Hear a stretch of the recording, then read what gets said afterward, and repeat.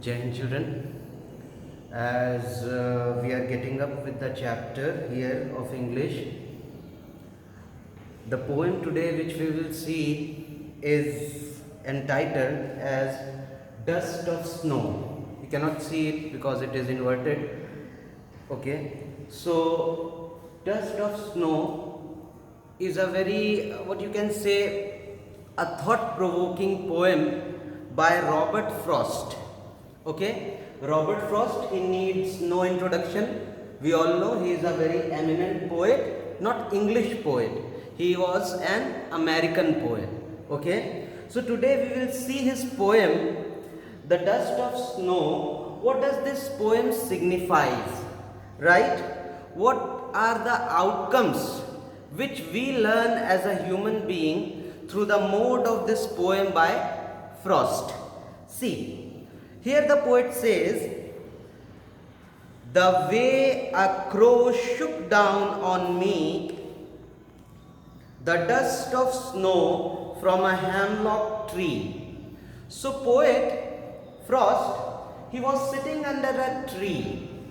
Okay, he was lamenting, he was mourning, okay, he was sad, right? So what we do when we are sad, we sit somewhere quietly. And we don't want to get disturbed by others, okay, because our mind, our thoughts, okay, everything is going on, okay, inside our heart, inside our mind, okay, we are fighting with our thoughts, with our sorrows, right? Some external push is needed so that we forget our sorrows and we understand that we as a human beings, we have come in this world and we have been provided with some task and we should do that task.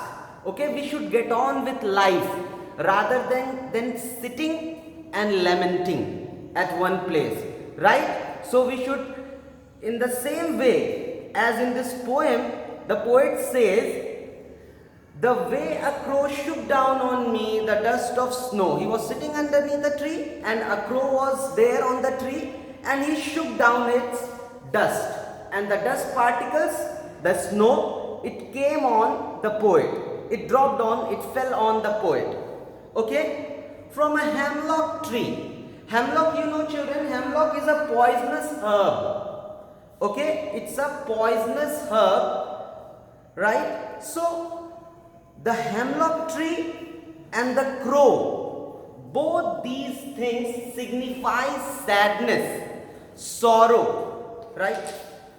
Okay, both these things signifies sadness, sorrow, lamentation and grief, right? So how the poet can come out from that sadness? So when he was sitting underneath the tree, a crow came and it shook off its dust, and then suddenly poet realizes, he came out from his thoughts, he came out from his sorrows, okay? On one hand, the hemlock tree and the crow, they are signifying sorrow and sadness, and they are also acting as a stimulus, okay? Some external stimulus is needed, like when you give examination, you fail badly, right? Your teacher, your parents, your father, he or she shooks you up. No, it is not end of the world. You can do it again, right? Shook off this sadness. Try again, okay? Try again and you will be successful.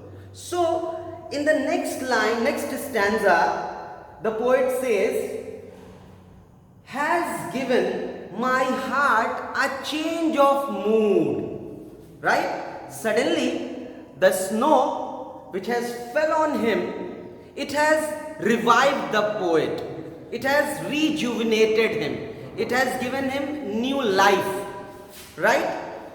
Has given my heart a change of mood and saved some part of a day I had rued. Okay, the day in which I have become, what you can say, sad. I have become like, what you call it, I become irritated. Okay, so all of these irritations of mine okay, they all have been shook off, right? So this whole poem, the whole crux of the poem is that life is not meant to be, life is like a flowing water. It's like a moving stream of water, and we should move on with it rather than stopping, rather than staying, rather than lamenting, rather than being sitting sad, right?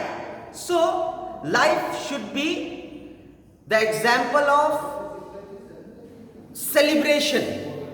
Life is nothing but a mere celebration, okay? So we should live our life as if we are celebrating each day, okay? Teaches us new things, and we should take these new lessons and we should get on with our life, right? So this is the whole crux of this poem, right?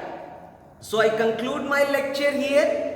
If any problem you guys are facing, then you can comment me in your group, school group, okay? Thank you children. Jai Hind.